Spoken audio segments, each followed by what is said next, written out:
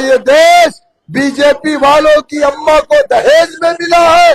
नहीं, ये देश जितना नरेंद्र मोदी का है, जितना योगी का है, ये देश उतना ही हाफिज वारिस का है और शौकत अली का है और बैरिस्टर ओवैसी का भी है।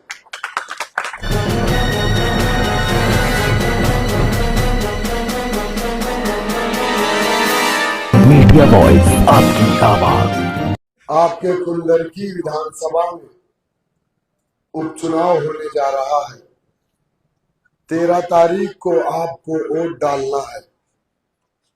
आपके दरमियान में तमाम पार्टी के प्रत्याशी हैं, समाजवादी पार्टी से भी हैं। पिछले इलेक्शन में ज़ियाउर रहमान बर्क 2022 में आपके प्रत्याशी थे। बहुजन समाज पार्टी से रिजवान साहब, जो इस वक्त समाजवादी पार्टी से प्रत्याशी हैं, वो थे। और बीजेपी के जो मौजूदा प्रत्याशी हैं रामवीर सिंह, वो भी थे और वो इस वक्त भी हैं। लेकिन मेरे दोस्तों, मेरे बुजुर्गों, आपके दरमियान में एक तो बीजेपी का वारिस है जिसे रामवीर सिंह लोग जानते हैं। दूसरा वारिस समाजवादी पार्टी का है जो 2022 में बहुजन समाज पार्टी का था। तीसरा वारिस आपके दरमियान में अंबिया का वारिस है, जिसका नाम वारिस है, जो आलिम है, जो हाफिज है, जो बैरिस्टर असदुद्दीन ओवैसी साहब का नुमाइंदा।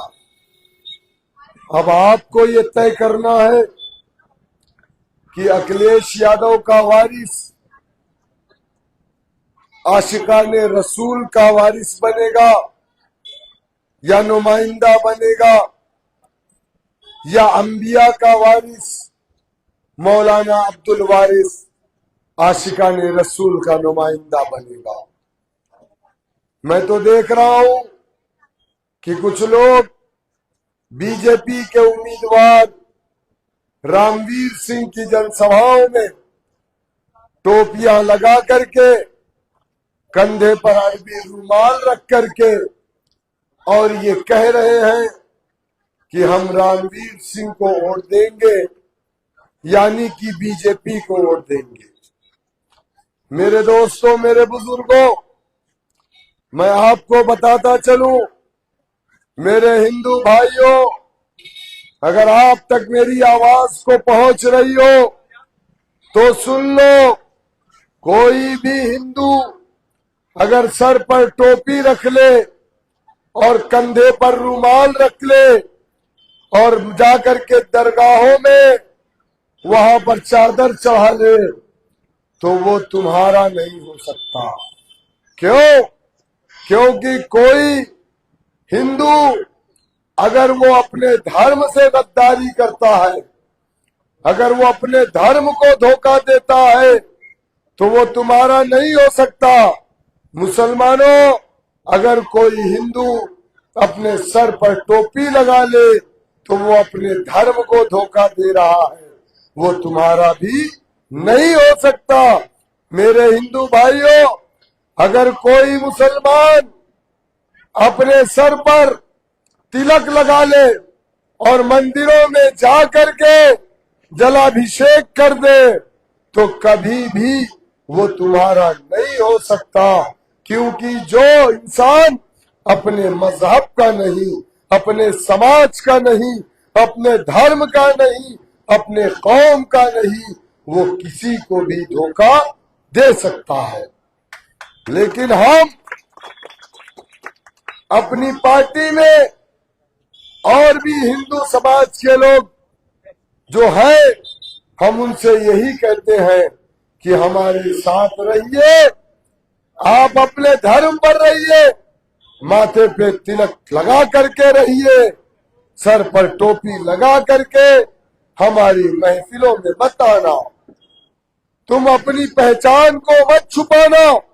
और अगर कोई मुसलमान है, अगर वो अपने माथे पर टीका लगा करके अगर वो हिंदुओं के महफिलों में या उनके धार्मिक आयोजनों में जाता है, तो ऐ मेरे हिंदू भाइयों, कभी उस आदमी पर भरोसा मत करना।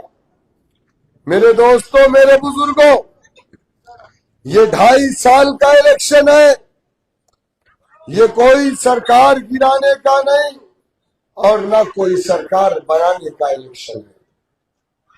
आपने 15 साल समाजवादी पार्टी के विधायक को मौका दिया, जो मौजूदा वक्त में समाजवादी पार्टी का प्रत्याशी बन करके आपके दरमियान में है।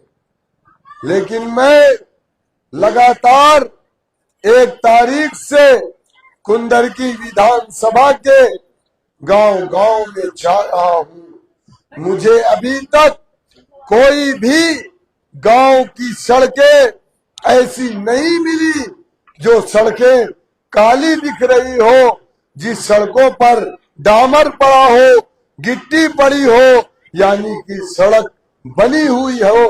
पूरे कुंदरकी की सड़कें टूटी हुई है।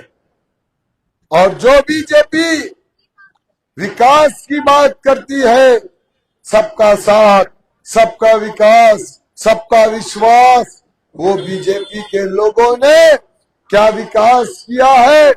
7.5 साल से उत्तर प्रदेश में बीजेपी की हुकूमत है और कुंदरकी के अंदर कोई भी रोड सही सलामत नहीं है। क्या ये मेरी बात गलत है? बीजेपी के लोग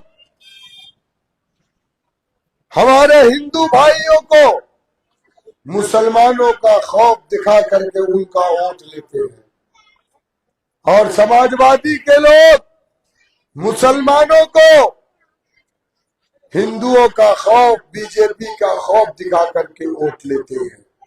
यानी समाजवादी और बीजेपी दोनों एक सिक्के के 2 पहलू हैं। हम ये नहीं कह रहे हैं कि हिंदू भाई हमें वोट ना दे या हमें उसका वोट नहीं चाहिए। हम तो ये कह रहे हैं, हमने इस मुल्क में अंग्रेजों के खिलाफ हमारे हिंदू भाइयों के साथ कांधे से कांधा मिला करके जंग आजादी की लड़ाई में हमने हिस्सा लिया था। उस वक्त कोई अंग्रेज नहीं था, उस वक्त कोई हिंदू मुसलमान नहीं था। एक तरफ हिंदू, एक तरफ हिंदुस्तानी और दूसरी तरफ अंग्रेज थे।